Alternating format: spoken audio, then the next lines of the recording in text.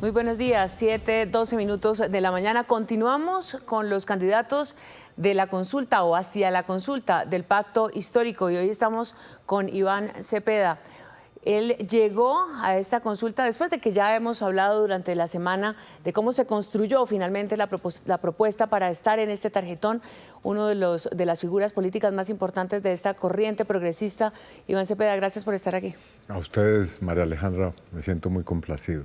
Bueno, la primera pregunta es ¿qué expectativas tiene el Pacto Histórico, esta organización de partidos políticos, de organizaciones sociales, con esta consulta popular de cara a las elecciones? Porque es el primer punto de llegada después de un largo recorrido de muchísimos candidatos.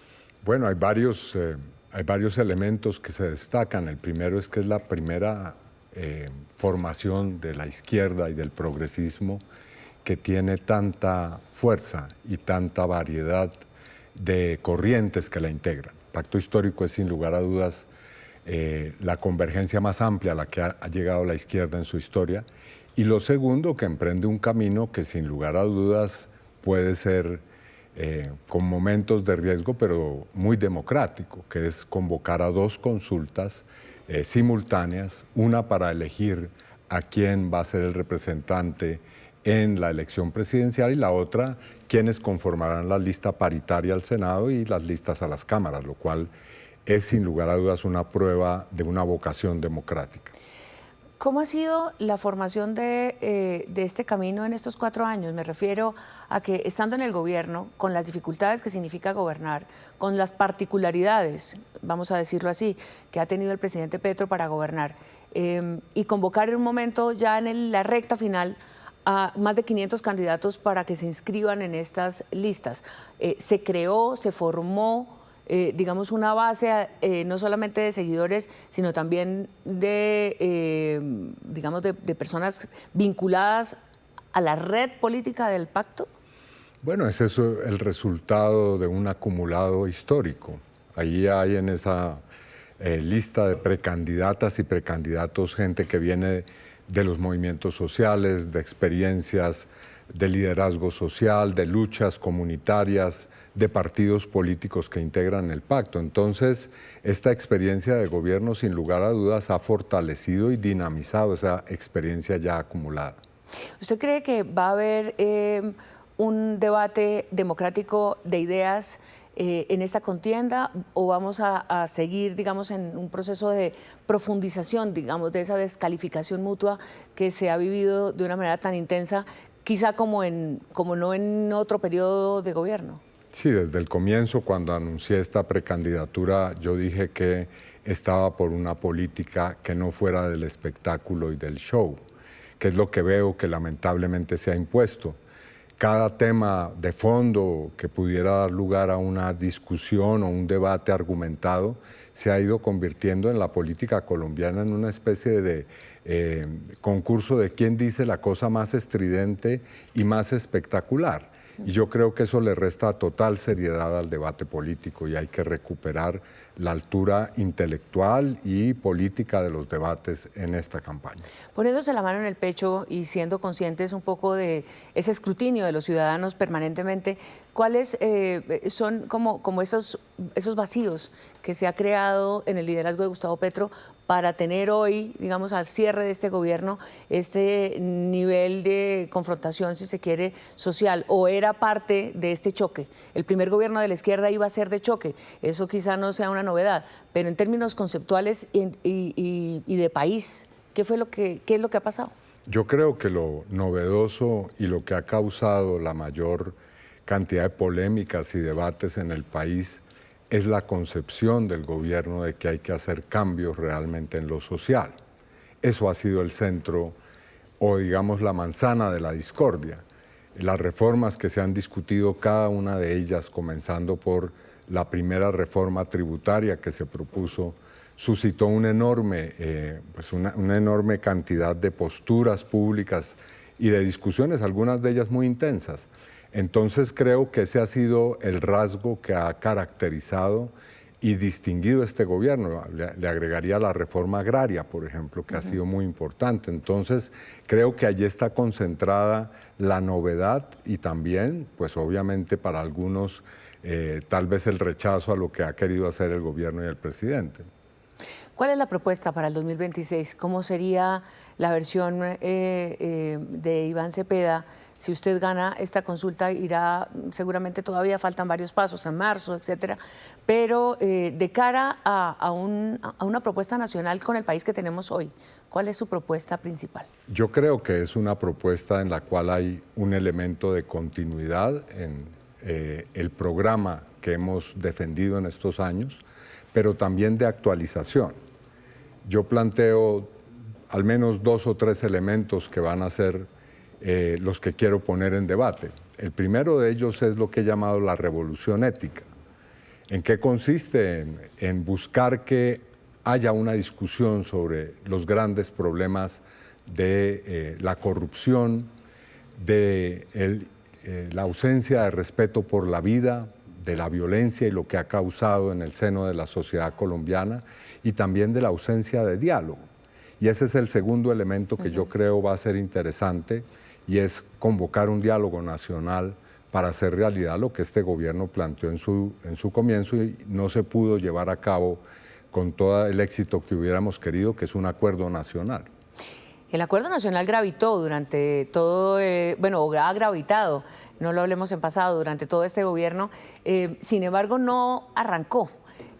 Tuvo momentos, primero lo hablaba el presidente, luego algunos sectores de oposición incluso dijeron vamos a jalarle al acuerdo esto como es, después vino un ministro, el ministro Cristo, y trajo como una nueva mirada, pero se quedó ahí. Yo recuerdo que alguna vez hablamos, usted y yo, del primer año del presidente Petro, y se decía lo más importante es un acuerdo nacional. Correcto. ¿Cómo lograrlo y qué es lo que falta para concretarlo?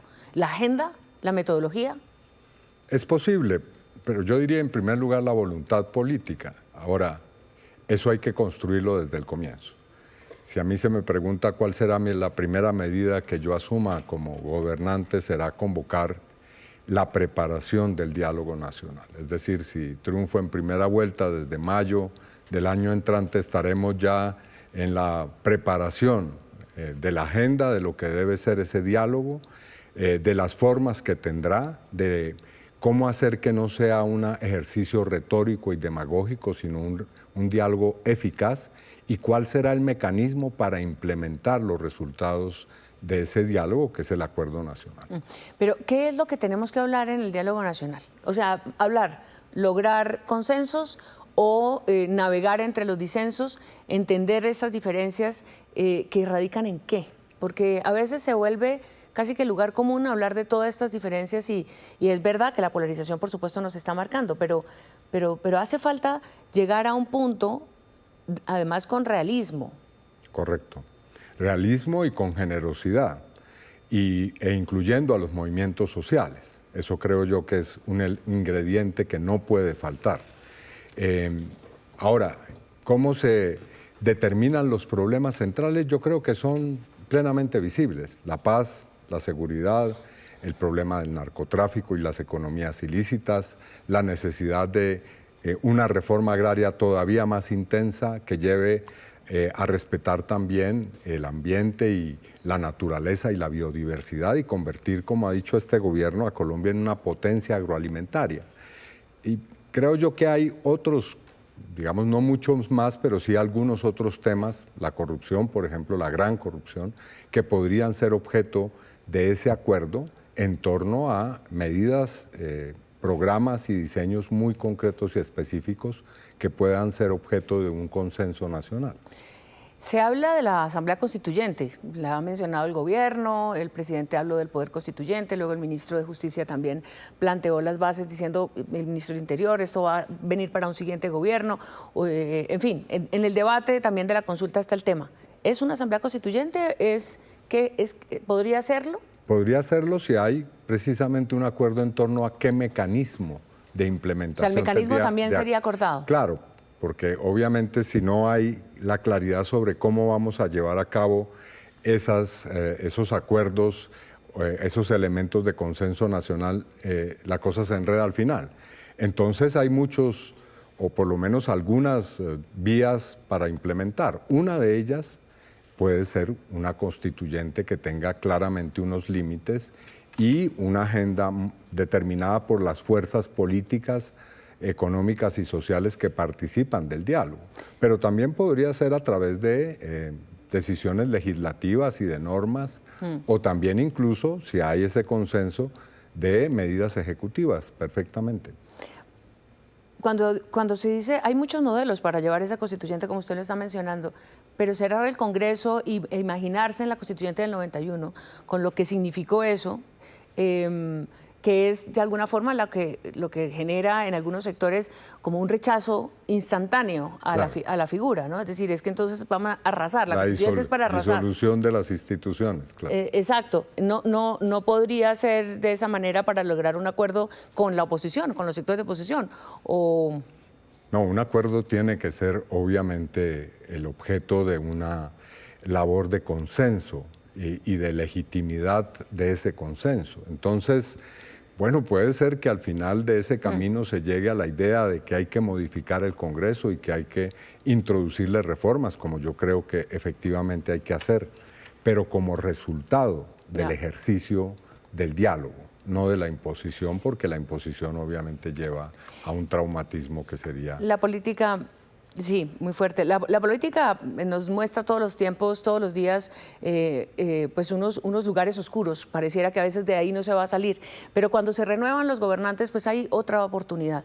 ¿Usted cree que si llegan ustedes de nuevo al gobierno, hay posibilidades de zanjar esas grandes diferencias y todas estas descalificaciones permanentes de lado y lado que se han dado? O sea, hay que tejer, hacer un tejido social, un tejido político otra vez. ¿Es posible?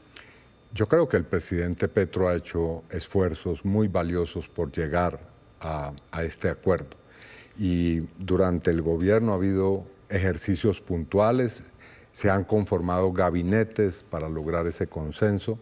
Pues hay que darle continuidad a esas primeras tentativas y convertirlas ahora en un programa que pueda llevarse a cabo sin lugar a dudas. Uno de los temas fundamentales, usted lo menciona, la paz y el concepto de paz total, pues que se ha quedado como a medias en realidad, no solamente en la realización, sino en la concreción, digamos, del objetivo.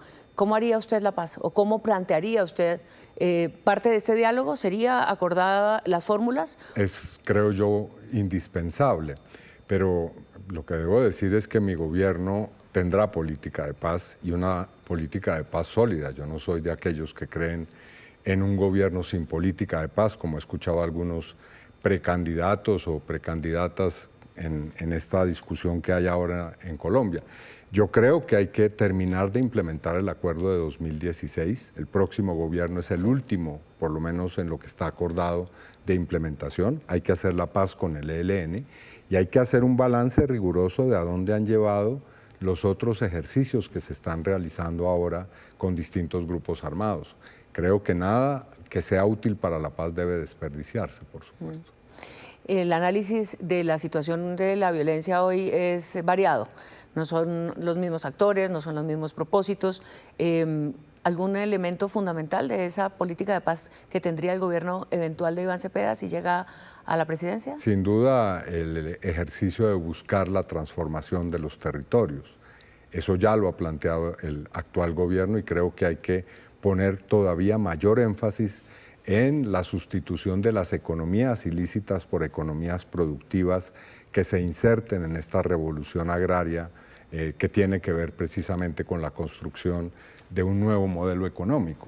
En segundo lugar, por supuesto, hay que explorar no solamente el diálogo entre el Estado y los grupos armados, sino el diálogo entre las fuerzas políticas, sociales y económicas que hace parte de lo que hemos llamado el diálogo nacional o el acuerdo nacional. ¿Cómo plantearía usted el diálogo nacional, por ejemplo, al Centro Democrático, al expresidente Álvaro Uribe, teniendo en cuenta, por supuesto, lo que todo el país conoce de ese proceso en el que usted ha estado inmerso durante los últimos años? Pues como ya se hizo en este gobierno. Con ellos hubo uno y varios intentos por llegar a acuerdos. Uno de esos acuerdos que se impulsó fue el acuerdo con relación a la compra de tierras que fue hecho con Fedegan, pero que también contó con el respaldo, hay que decirlo, pues del expresidente Uribe y de sectores del Centro Democrático. Así que no es una experiencia totalmente inédita. Yo creo que hay que ampliarla y que hay que buscar los caminos para que se pueda llegar no solamente a acuerdos sociales, sino a un acuerdo de reconciliación nacional.